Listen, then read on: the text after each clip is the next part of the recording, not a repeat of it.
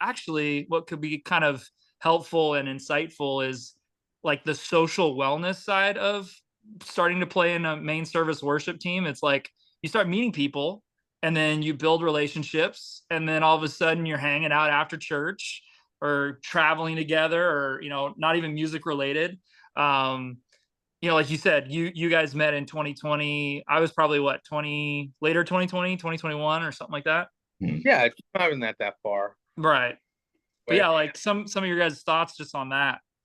Well, let's let everybody want we chime in on the first time we kind of just started playing in church, and then obviously we spent some time with our craft, with our instrument, and then we're able to join a worship team, and then we meet people, the relational part of it, and then you kind of just want to be around that, and then start seeing kind of some success in just what you've you know invested in time wise and rehearsing, and you start having fun, and after service you want to hang out, and then before service it's like, I wonder what he's gonna what what uh what he's gonna bring to the table and stuff like that, what's gonna happen. You kind of just have this social aspect. So when I first started, it was kind of like I was a little kid, and I was 13, and I learned like four chord songs, and then when I was able, they asked me to play.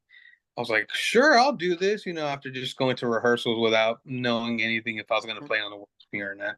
And they Right. asked, super nervous, and I'm like, I was able to accomplish that. And now I get to be part of a community. And then, okay, yeah, I'll join that work me. Okay, I'll come Friday night service. I'll do Sunday morning service. I'll do, the service, and then it's kind of just, it becomes like a routine, and you start learning more and start wanting to do this more because it becomes a language.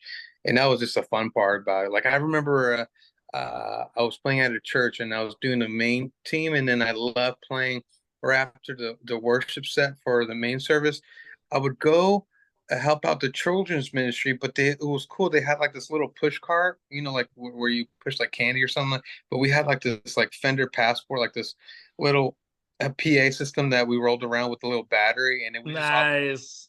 classroom to classrooms, like a little mini tour around like the church campus. Like, let's do Hey. like different age groups, and it was I just had a lot of fun, and then you start laughing about different things, like, oh man, what comes up is like, oh man, you messed up right there. No, I didn't, and you start laughing about the mess. Right. And the kids are none the wiser, right? They don't know anything. I Yeah. mean, Yeah. so you get the musician part out of it, and you do the relational thing about it, and then worshiping while you do is always the best. You're just like, thank you, God, for letting me be part of this and stuff like that. It's really fun. Mhm. Yeah. Yeah. And I want to piggyback what Joseph said. First, when you make a mistake, for example, this past Sunday, I made a mistake, just like that's $50. That's $50. Nice.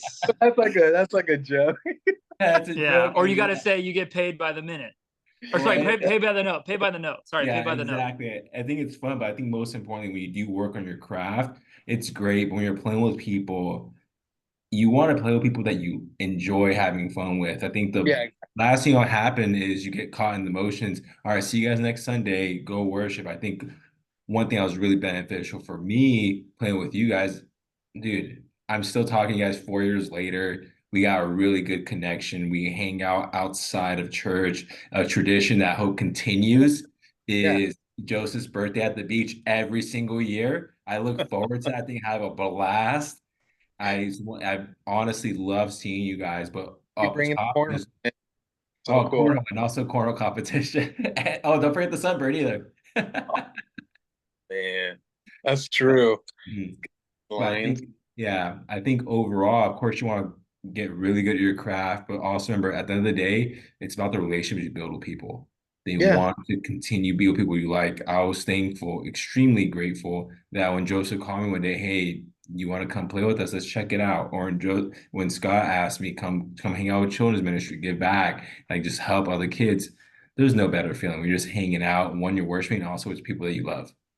Yeah, especially because, like, you don't know what people go through throughout the week, and even ourselves is a great way to diffuse as we play. But you don't know what, a really good guitar player, Joe Agello. We know Scott. You know him. He's like, this is like sometimes people's last stomping ground. You know, you don't know where they're coming from or where they're going to. Let's just like enjoy, you know, this moment. And going back to the $50, that's a James Brown joke. That's he used to point out to the musicians when he would hear no, he's like, man, Nice. you know, or something like that. He would So like, you don't have to be paid to play in church. no, you don't.